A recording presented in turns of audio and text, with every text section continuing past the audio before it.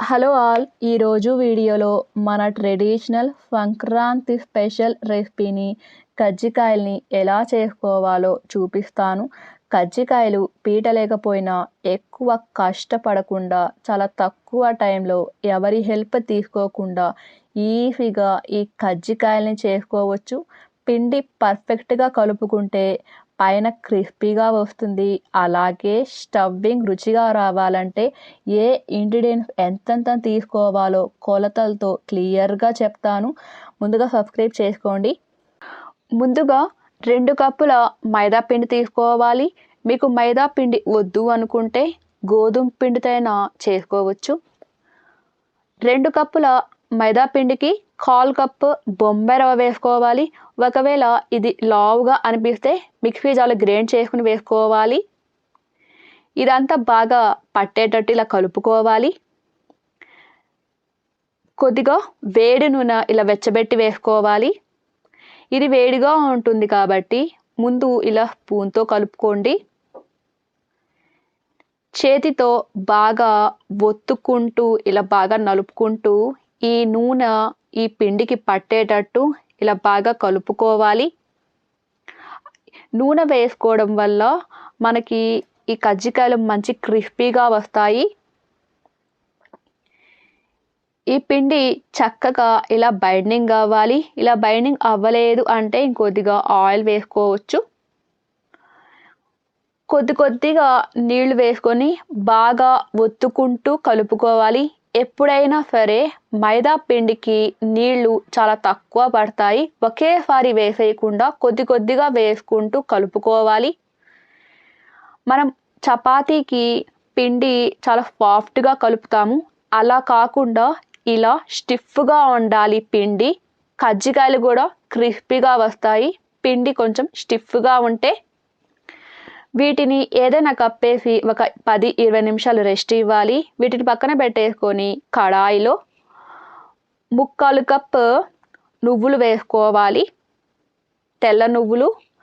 మంట మీడియం ఫ్లేమ్‌లో పెట్టుకొని మంచి రంగు వచ్చేలాగా వేయించుకోవాలి.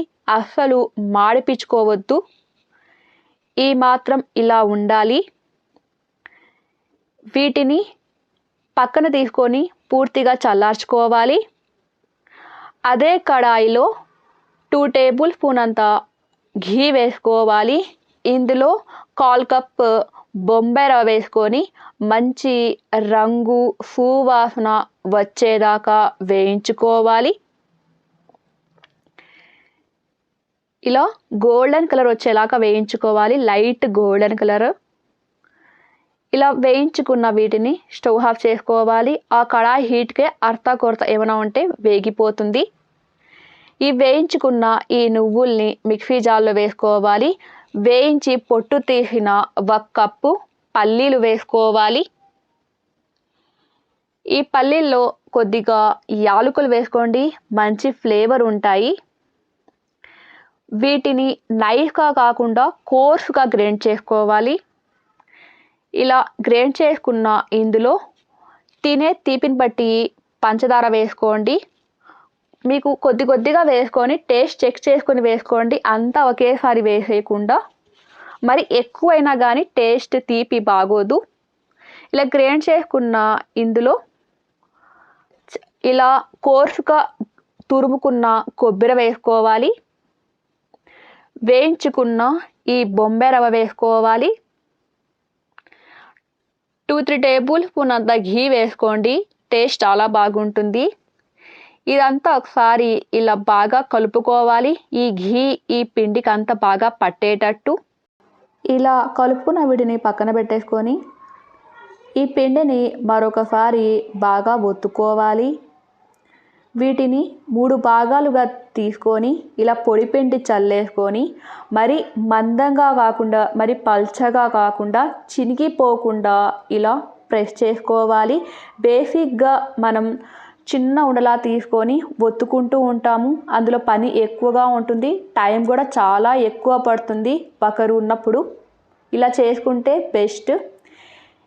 ఇలా ఒత్తుకున్న వీటిని షార్ప్‌గా ఉండే మూతను తీసుకొని ఇలా కట్ చేసుకోవాలి. ఈ ఎక్స్ట్రా పిండిని మొత్తం జాగ్రత్తగా తీసేయాలి. ఇందులో స్టఫింగ్ వేసుకోవాలి. మీకు ఎంత కావాలంటే అంత వేసుకోవచ్చు. నేను కొద్దిగా ఎక్కువగానే వేసుకున్నాను. ఎక్కువ వేసుకోవడం వల్ల చాలా టేస్ట్గా ఉంటాయి. తినేటప్పుడు ఆ టేస్ట్ని కూడా ఎంజాయ్ చేయవచ్చు. చూసి కొద్దిగా వేసుకుంటే అంతగా బాగోదు. ఎప్పుడో ఒకసారి చేసుకుంటాం కాబట్టి తృప్తిగా తినాలి.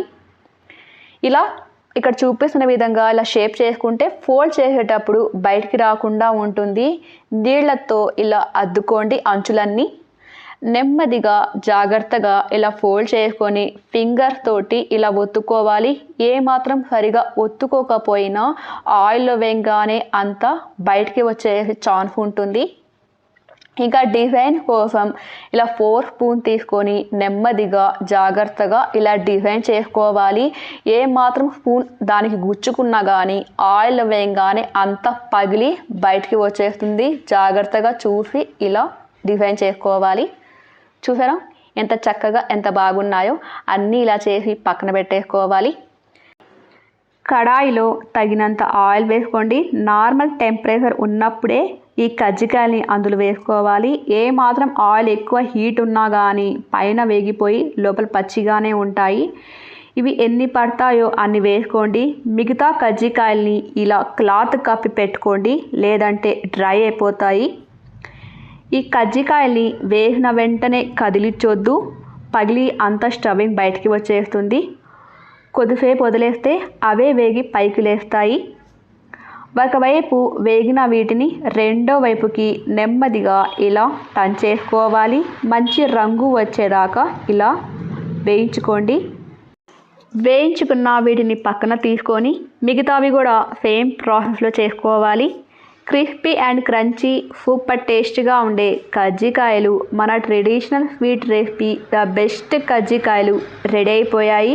తుంచి చూపిస్తున్నాను చూడండి, చాలా పర్ఫెక్ట్గా వచ్చాయి. ఇదే ప్రాసెస్లో మీరు కూడా తప్పకుండా ఇలా ట్రై చేయండి, మీకు కూడా వస్తాయి. అంతేనండి. తప్పకుండా సబ్స్క్రైబ్ చేయండి, లైక్ ఇవ్వండి, అవసరం ఉన్న వాళ్ళకి షేర్ చేయండి.